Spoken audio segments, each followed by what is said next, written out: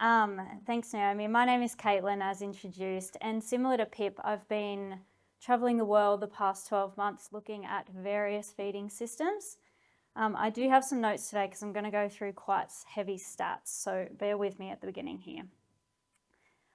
Some of the learnings I'm going to go through today are a little controversial, and I definitely will start by saying I won't have the answers to every question regarding drought. 2020 is the year I decided to come back to the family farm. 2020 was also the end of the drought, so BOM recorded the lowest rainfall on record from January 2017 to December 2019 across large parts of our state.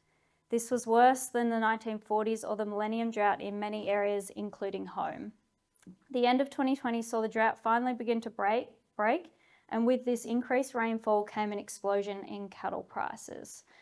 To give you a visual picture of where I'm based, looking at Sean's drought map from earlier this morning, we're right on the border and we're just in that drought affected area. 5 hours west of Sydney at a little town called Gigarra near Forbes and Parks and west of Orange. As everyone in this room is likely well aware, climate variability and drought are some of the biggest influences on cattle prices and supply in Australia. This is what I wanted to look into with Nuffield. I wanted to look into feedlots' role in this and how they can be a strategic, proactive solution to controlling these cattle prices, ensuring continuity in livestock production, stabilising market supply chains, and ensuring sustainability of the industry for both feeders and breeders. Today, I want to take you through a few case studies and a few investigations showing how feedlots support the broader cattle industry in the face of a changing climate, focusing on the role feedlots play in this. So, as Naomi mentioned, I'm a sixth generation farmer and feedlotter from Central West New South Wales. My family run a 6,000 head cattle feedlot. We also have 1,000 Angus breeders, and we run about 10,000 sheep at the moment, producing both first and second cross ewes. We're in a big hay producing region, so we do produce all of our own silage and lucerne hay for the feedlot and about 8 weeks worth of barley for the year. The rest we have to buy in ourselves. Because we're like we were saying with Pete before, because we're a short fed market, we generally feed about 45% of our cattle go to Woolworths. So we feed those for 60 to 70 days and the remainder of the cattle are fed for 100 days. So we probably turn off about 26,000 head a year in the feed yard. Just on the wider Australian feedlot industry, at any one time, people see feedlots as these big things, but at any one time in Australia, 2 to 3% of the cattle are on feed. 96% of the feedlots in Australia are family owned, and of these, there's up to 400 accredited feedlots in Australia. And when I say accredited, that's with the NFAS, the National Feedlot Accreditation Scheme. The majority, or 60% of the feedlots in Australia are in Queensland, followed by us in New South Wales. We have about 30%. The feedlotting industry in Australia contributes $4.6 billion annually to the Australian economy. Okay, I like this last statistic too. So quarterly updates on this, but the last 2 quarters, grain-fed beef has contributed to over 50% of Australia's overall beef production. Okay, let's get into some numbers. This here is a graphic from DPI. It shows a snapshot. It is from Central West New South Wales. Sorry for all of you up northwest producers here. This is a snapshot that shows the dramatic decrease in Wyangala Dam's water holdings in the Lachlan Valley from 2017 to 19. Just shifting to rainfall, over the past few decades, Queensland and New South Wales have experienced some of the most dramatic fluctuations in rainfalls when compared to the other feeding states in Australia. The grazing conditions in New South Wales and Queensland are therefore shown to be the most vulnerable because of these fluctuations. Cattle on feed trends. So cattle on feed numbers are showing a consistent and significant rise over the last decade, particularly in Queensland and New South Wales. It's pretty obvious to see from this graph where the cattle are on feed in Australia. Cattle on feed numbers grew 22% between 2018 and 2020. This is multifactorial. You could put it down to multiple things. Climate is just one of these factors. The other obvious factor to us all here is the Wagyu influence. Feeder steer prices are typically similar state by state. The sharp rise you can see here was as that drought broke. As cattle feed prices increase, the market is predicted to become more stable as we depend less on a pasture-based system and therefore helps processors maintain throughput and meet demand. Okay.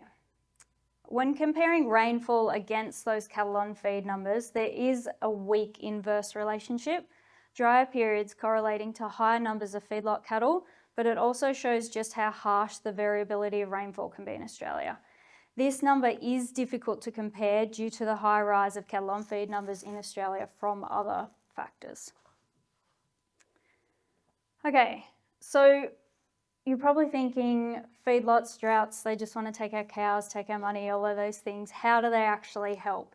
It's not just about direct effects on profitability, but also longer term effects on productivity. We want to avoid reduced fertility, stressed animals, and underperformance. The focus has and is maintaining your core breeding herd, as we heard from these guys earlier, and ensuring breeding cycles are not disrupted. It's easier said than done when our breeding cycles are generally based around when the pasture is available. Over the period of 2019 to 2020, producers did use feedlots to house non-breeding cattle and confinement feeding yards to grow out breeding heifers. Okay, let's get into some trouble.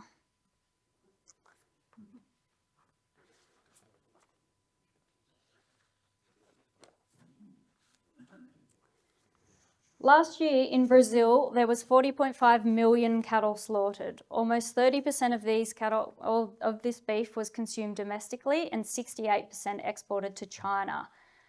In May 2024, on my visit, conditions were dry and feedlots were fuller than usual. A well-known packer in Brazil started a transparent livestock platform. This ensured continuous supply, enhanced traceability, and ensured livestock were not sourced from Amazon regions accused of deforestation. The farms and farmers involved were educated on feedlotting their own cattle to ensure they met weight specifications and were put in a benchmarking program with other farmers to ensure their cattle were performing.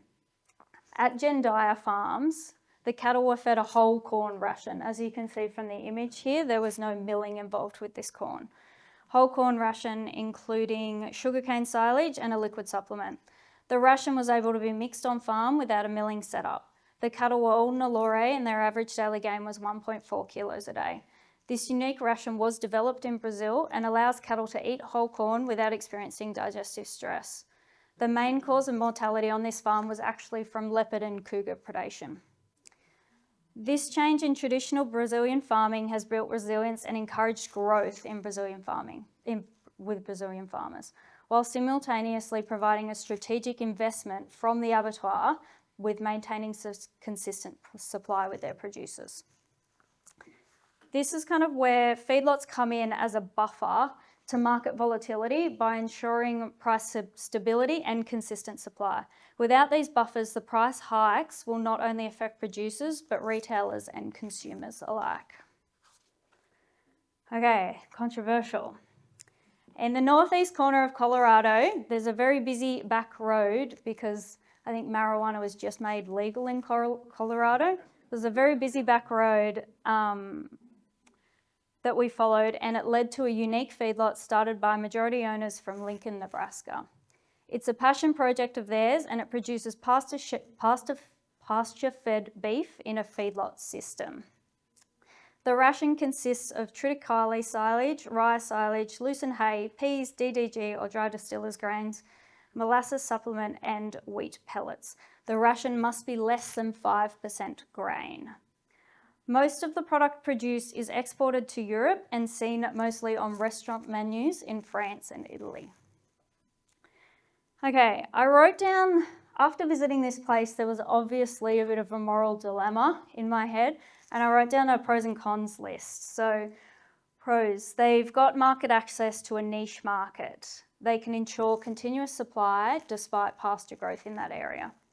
They have an IMI global certification. I'm not too sure if anyone's familiar with it, but you can Google it, and it does mean that they are audited annually, and they do have to meet specifications of the EU market.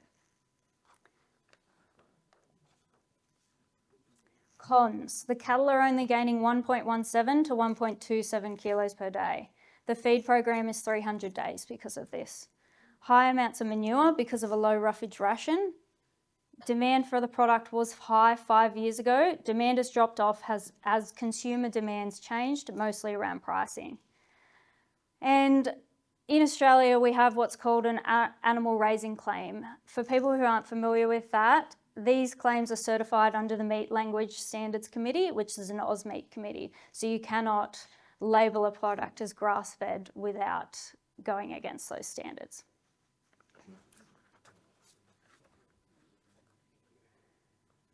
The increase of cattle on feed is going to be an essential part of Australia's long-term agricultural sustainability and is a strategic investment rather than a temporary response to drought.